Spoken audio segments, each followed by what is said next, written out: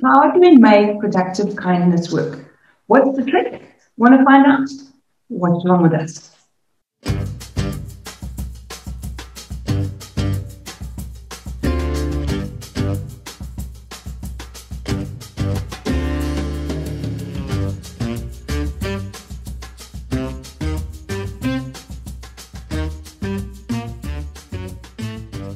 Hi, it's great to see you back again. Thanks for joining us on the Performance Cafe.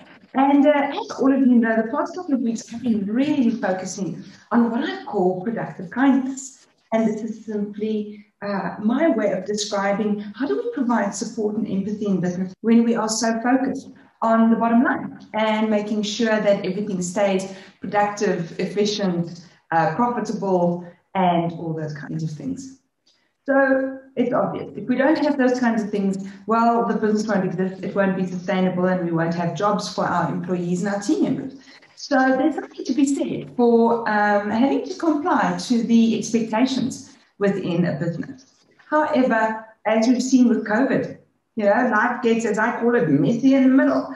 And so sometimes things happen. This morning I woke up and I heard this drip, drip, drip, and the next thing, well, your geyser has burst. Now, thankfully, I caught it early enough, so I could make arrangements for someone to come in. But now tomorrow, someone's coming in. They're going to have to take most of the day while they're going to be knocking, pounding, backwardsing and forwardsing. It's not the optimal work environment, but it needs to get done. It's not magically going to go away just because it doesn't suit the business needs.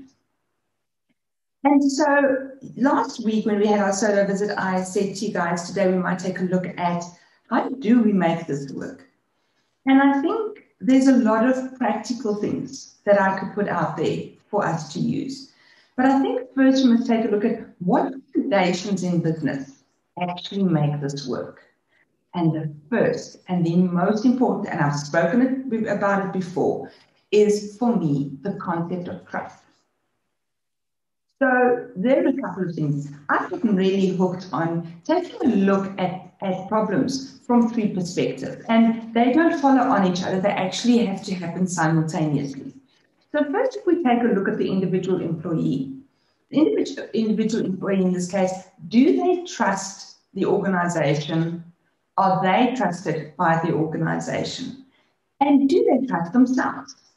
Because it's one thing for me to have a broken geyser. It's another thing for me to know that I can deal with a broken geyser and then I know how to figure out a plan to not drop the ball at work or to pre-plan so that if I'm going to drop the ball, I can ask for help. Something can be done. I'm not just going, oh, well, I had to do this, so whatever. So I think that's the important thing for me, is there that trust?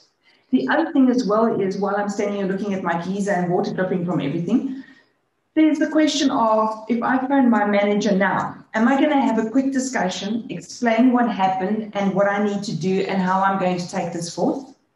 Because I'm trusted, so it's not a difficult conversation to have.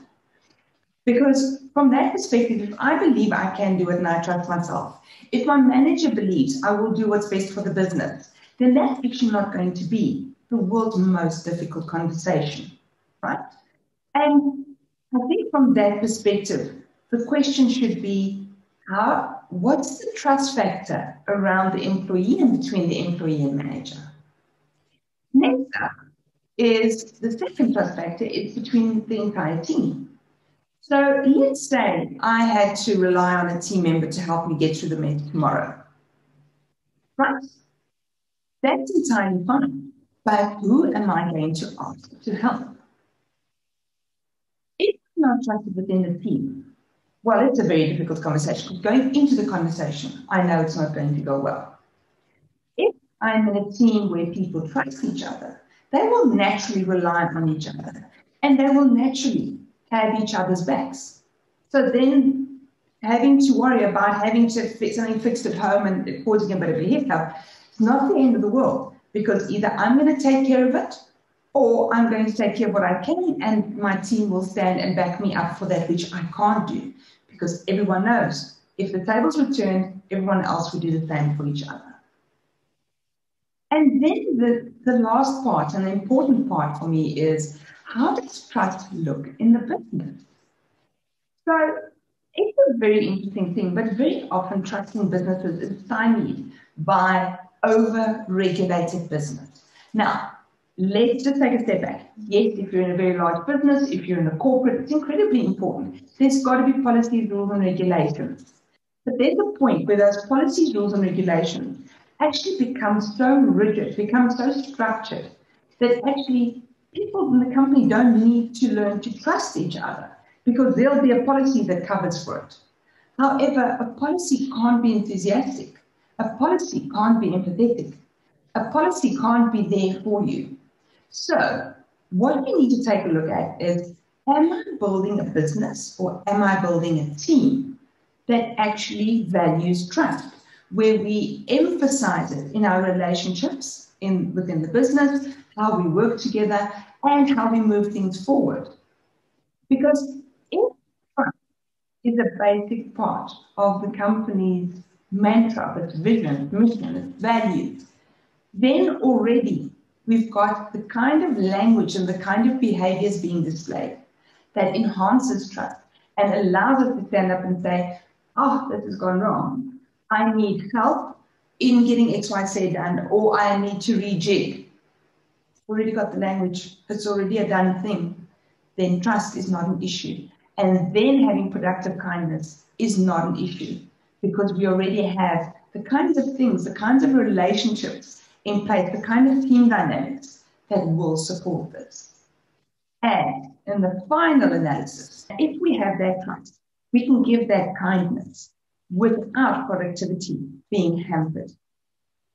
So before anything else, if you want to start on a journey of productive kindness with me this year, then let's take a look at how you build trust. And don't wait for it to be in the business. Wait for it to be between yourself, your manager, your employees, your team members, your peers, up, down, and all the ways around. And starting little by little sets you up for a place where productive kindness actually becomes a reality. So that's it from me for today. I hope that you've enjoyed this snippet and are going to think a little bit more about trust. I see our followers and subscribers have increased beautifully over the past couple of weeks. If you'd like to become one of them and join us twice a week for a visit, then please go onto YouTube, subscribe, and remember to click on the bell so that you get a notification when there is a new video for you to watch.